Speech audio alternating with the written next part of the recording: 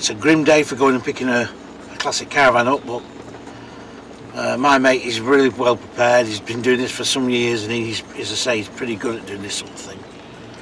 But yeah, I've got to get on that M6 yet.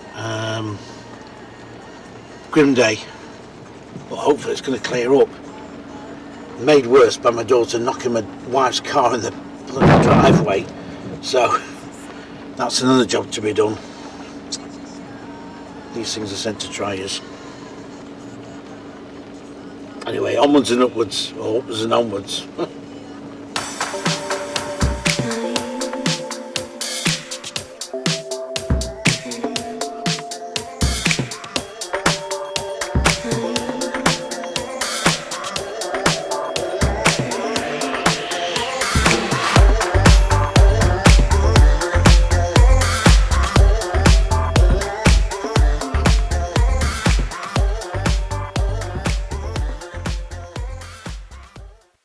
Right, I'm here at the destination. Traffic down here wasn't too bad actually. It was pretty good on the M6. Quite pleased on that. So I'm in a garden centre. I'm hoping there's a place. I'm hoping there's a cafe, but it doesn't look like it. It's a big garden centre. Come here and after a cup of tea after maybe.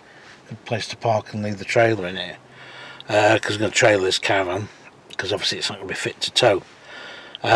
So I'm ahead of time, which makes a massive change for me. So usually people are waiting for me, so that's good. I'm pleased about that. It's not raining at the moment. It's stopped raining. It has been raining quite heavy at times. I found out, just discovered on the motorway, my cruise control stopped working, which is a bit of a downer because I use that a lot, my cruise control. I don't know if you guys do. I know some people have cruise controls on the cars, etc., and they don't use them, and I've always been a one for using my cruise control. On my Skoda Superb I had adaptive cruise control, which was absolutely brilliant. On my Caravan I've only got the normal cruise control, but I think the switch has gone, so hopefully it won't be too expensive to repair. The car's due for a service in the next few weeks anyway, so yeah, anyway, that's by the by. So I'm quite sort of excited now. I'm going to see if this garden centre actually has a tea room. We can have a quick brew here afterwards, because I think we're going to need it. Anyway, let's see. Well, just been to this garden centre, but no tea room, which is unusual because it's quite a biggish garden centre. I'm at a place called Cronton, which is just on the outskirts of Widnes, whereabouts this van is. I'm just now waiting for a friend to turn up. He's about 15 minutes away, so we'll see what's what. As I say, it's stopped raining. It's very murky. Not foggy, more a little bit of fog. But what's encouraging is I can hear a bird, blackbird, I think, or something over there, a songthrush singing away, and it's like I don't know, it's as though it's saying spring's on the way, you know. It's one of them. Even though it's a murky day, it still feels like that the weather's on the turn. Things are going to get better over the next few weeks, hopefully, by the end into March. So that's one good thing to look forward to, isn't it? The nights are getting lighter, thank God. Hate the dark nights. So yeah, so I've got a bit of a sandwich I'm going to have, but I didn't bring a drink with me, typical. So I'll have my sandwich, and I'll now wait for my friend with the trailer. Right, we're here now. The first thing we've got to do is move this modern Sprite. Well, say modern, it looks like it's a 90s Sprite to me. That's going to be moved, so we can get the old Sprite out. Let's see if we get them. The legs have gone up at the back, they'll get because going up the front. This Caravan is in very original condition. It's had a bit of modernisation, but when you think these Caravans are only designed to last 15, maybe 20 years maximum, and here it is 63 years later. It's been sat here for 20 years. They've stuck some mains electrics in there. They ain't going because the legs are being wound up. We're going to get this out. The chap who's selling it was his grandparents, and he remembers going in this when he was a child and hearing the old foot pump. So this is the bunk at the back. So it's I'm trying to think what the year when they stopped doing the drop down bed in it. But the woodwork and everything is proper wood veneer, and they replaced it, as I say, with the modern Sprite. I don't want to lift anything, I can't really get inside there. I was trying to show you that. The sink in there. What have you.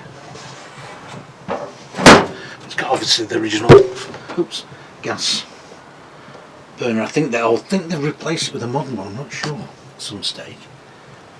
But here it is. So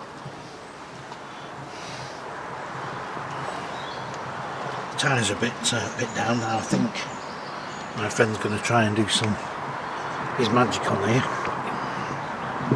I mean, this is fantastic. This is what I love coming to see. These are sort of caravans I used to find many years ago, back in the 90s and things, and 80s.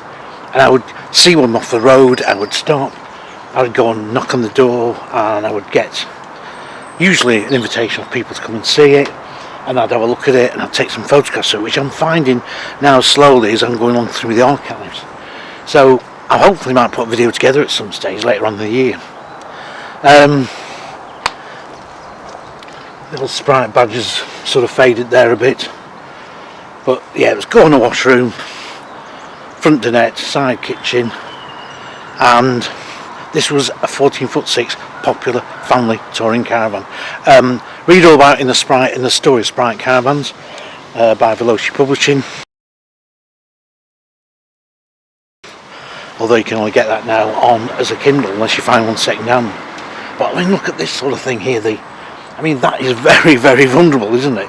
You'd never get away with designing anything like that now. And the old coupling at the here as well. And the chassis were all made by Sprite. But that swan neck roof line became very, very famous and was used up into the 80s. Well, and later, in various forms. Anyway, we're going to see what we're going to do, get it out.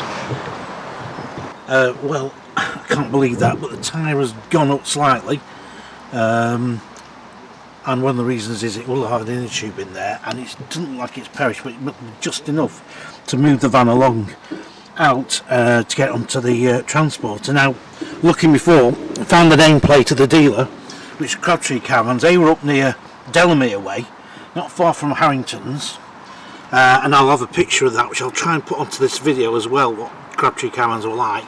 They were no Sprite dealers. They used to sell caravans like Knowsley, I think, and one or two others that I can't just remember off the top of my head at the moment.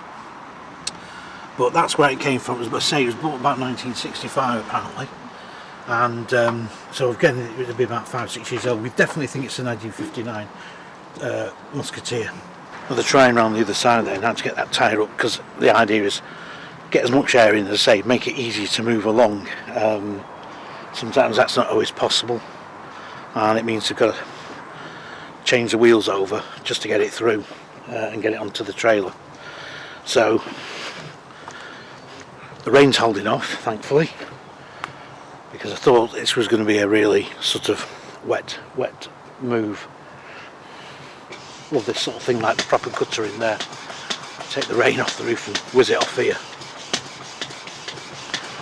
Well, I'm here with not the owner as such, but he's looking after the moving the van. And this is Richard. Now, Richard. Yeah. This was your grandparents' Tourer. That's right. Yeah. And you said you'd had some weekends and holidays away in this. Yeah. Me and my sister, we both remember going away in the caravan fondly. Yeah. Remember the noise of the foot pump for the water coming through and the shape of the tap and everything like that. Yeah. Because so when would that be? You were in the 90s, something like that, would it be? Yeah, it will have been. Not trying to guess your age or anything. Yeah. It might have been the late 80s or 90s. Yeah. So again, a caravan of that age really would start to be looking quite unusual on a site then. There's so many ones around, but did it ever sort of bring anybody across and said, we had one? I remember people coming across to the site saying, well, that's an old caravan. And that was 30 years ago. Yeah. But there's also a modern, well, I say a modern, they've got another one there, which is that we've got to move that to get this out. Yeah, we've got to move that one out of the way. That one is a 92 Sprite Musketeer. It's a youngster. A youngster. So like the Sprite. Yeah. Couldn't complain, could they? So when did they get did they get that second hand or did they get that new? Yeah, so they got that one second. They got them both second hand. Yeah. And that one they must have got probably when I was about 10. So probably. Right. And that's the one. Me and my sister were taking that on holiday just last year, but that one's seen better days as well, really. So. Right. Yeah. Well, that's my phone going. That's the white, but I'm not. Yeah. I'm going to have to. Edit No, that. yeah. Consequently, then, you've had some good happy memories this Caravan. Yeah, no, excellent. Yeah, great That's holiday. brilliant. Yeah, no, it's I mean, at the end of the day, it's what it's all about. It's Caravan making memories. yeah, and exactly. things. It's, it's family history. Like, it's always been loved. It's a bit of a shame it's ended up kind of in the state it's in, but it's because no one could get rid of it. Really, I think they loved it too much to get rid. But Probably a cover of it may have just helped it a little bit. Yeah. But on the whole, I mean, when you think that these were designed to last 15, 20 years maximum. Yeah. It's still here from 1959. Yeah. You know, it's nearly as old as me. And we won't go into that, but you know, you think that was mass produced and they didn't probably use the finest of materials, although the aluminium was quite heavy gauge on there. Yeah. But all the woodwork in there was what you call natural veneers, because that's what they did. Because wood would be cheap in those days. Yeah. So wood veneer came out really by the 1970, 71. They started doing photo veneer because costs were going up. Right, It was only then the luxury caravans that had proper wood veneer, but that's still got wood veneer. So that sort of shows you how things were different. Yeah, so nice. Feels authentic inside. It does. Yeah. Right, I'll let you get on because I know you're busy. But thanks for that little interview. Thanks, Richard. It's all right.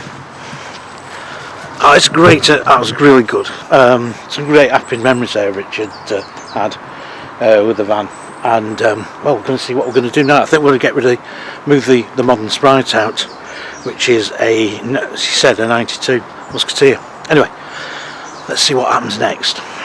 Come on. This is really, I just love this sort of thing.